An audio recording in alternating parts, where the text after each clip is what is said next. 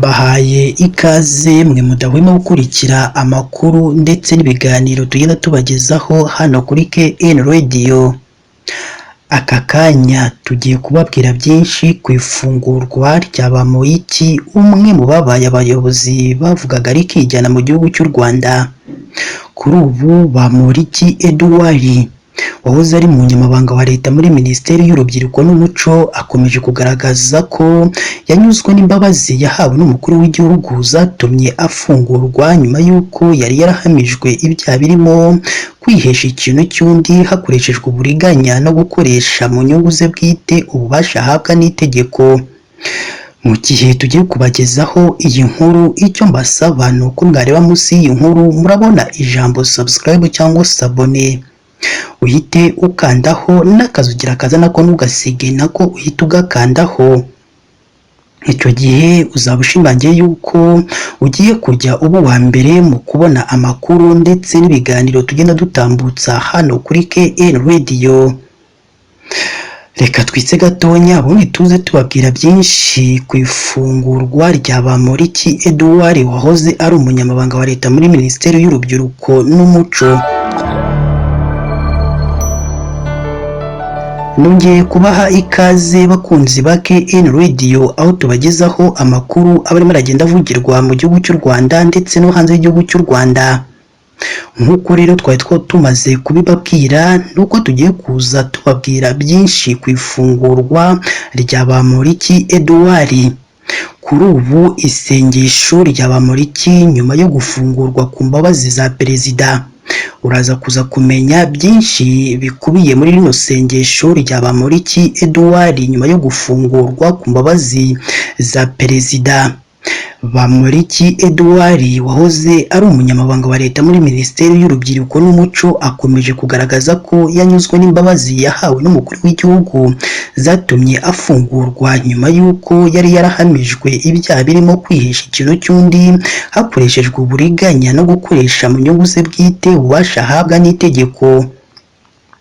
Kuri iki cyumweru Bamporiki abinyujije ku rubuga nkoranyambaga rwa X rwahoze rwitwa Twitter yatambukije igisa n'isengesho ryo gusabira abamubaye hafi bose mu gihe yari afunze. Yagize ati: Mana y'u Rwanda, mera imigisha abametse n'abamekeye, abansuye n'abasabiye, abangaye n'abangororeye, unyishyurire imyenda y'urukundo nahunzwe n'abashagaye, witurire buri wese bwikube karindwi ibyo yanyifurije n'ibyo yangiriye. Izuba rirandasiye senga shima kandi saba.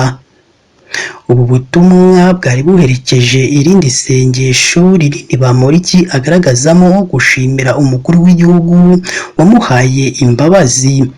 Muri iri sengesho hari aho agira ati: ndashima umwami mwimitsi waturabutswemo ibikomere bikomeye, akadutoranyiriza umwami mwimyi, akamutongera kuba nyir'icyomoro, nawe akadukundira akatwomora, atwomora twakosheje, atwomora twasitaye, atwomora twasitajwe, atwomora twakomerekeranyije, atwomora twiteze imitego, akanatwomora twatezwe imitego. Shimirwa mwami mwimyi, muri wowe tubasha kubona ububasha bw'umwami mwimitsi. Yakomeje avuga ko mwami mwimitsi ujye uturindira mwami mwimyi, nakomereka umwomore, kuko ubwongo n'icyomoro wamuhaye nibyo atwomoza igihe akeneye icyomoro n'ubwongo bye nkawe. Ujye umuha ibyo mu bubiko bwawe mwami mwimitsi, ibyo wageneye abami bimyi nkawe ujye ubimuhana umwete, kuko kwigiza ubugiri n'ubugingo kwe niko kurama no kuramba kwacu. Muri iri sengesho Bamporiki yakomeje asaba Imana mu bihe biri imbere kuzakomeza guha u Rwanda abayobozi beza. ubwo u Rwanda uruhaye Kwanda n'ejo haje uzahora utwimikira abameze ukukwe, abateye ukukwe, abatoza ukukwe, abakotana ukukwe, abimana babo ukukwe, abagwiza mbabazi ukukwe, abaha u Rwanda kwandana ibigwi ukukwe, abataramana u Rwanda ukukwe, bizaduha kunambaho nk'abagaragu batagira icyo bashinja sebuja wa sebuja. U Rwanda ni rweme.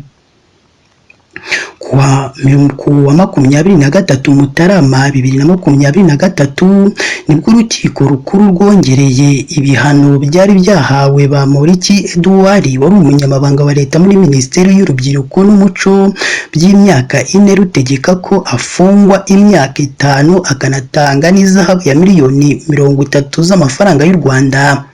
Icyo gihe Bamporiki Edouard yari yahamijwe ibyaha birimo kwihesha ikintu cy'undi hakoreshejwe uburiganya no gukoresha mu nyungu ze bwite ububasha ahabwa n'itegeko hashingiwe ku mafaranga yahawe n'umushoramari Gaterano Robert mu iburanisha ryo mu rukiko rwisumbuye rya Nyarugenge riherereye mu mujyi wa Kigali.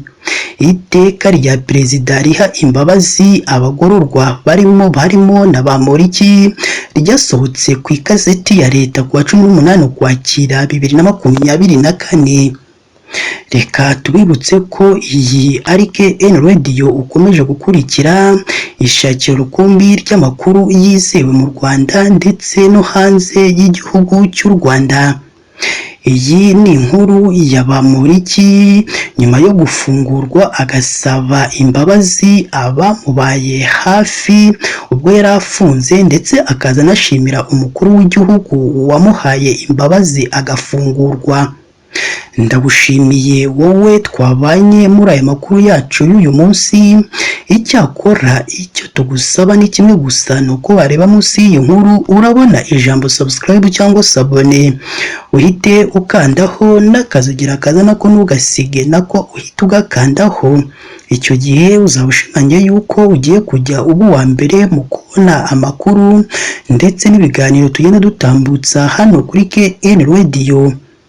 Mu gihe umaze kubikora jya nahatangirwa ibitekerezo maze uduhe igitekerezo cyawe, haba ari igishima ibyo dukora ndetse n'icyo mushaka twazongeramo mu makuru tugenda tubaha hano kuri KN Radio, kugira ngo ubutaha tujye tubagezaho ibintu byiza kandi namwe mukunda. Mu gihe ibyo byose mumaze kubikora, fata iyi nkuru ugisangiza abandi kugira ngo nabo bumve aho ibyiza biri, ko nta handi ari hano kuri KN Radio. Icyo gihe bizadufasha kandi namwe bizabafasha kugira ngo biduteze imbere kandi namwe bibateze imbere mu byo tugenda tubagezaho umunsi ku wundi. Mukomeze mugire ibihe byiza kandi Imana yo mu ijuru ijye ikomeza ibane namwe umunsi ku wundi.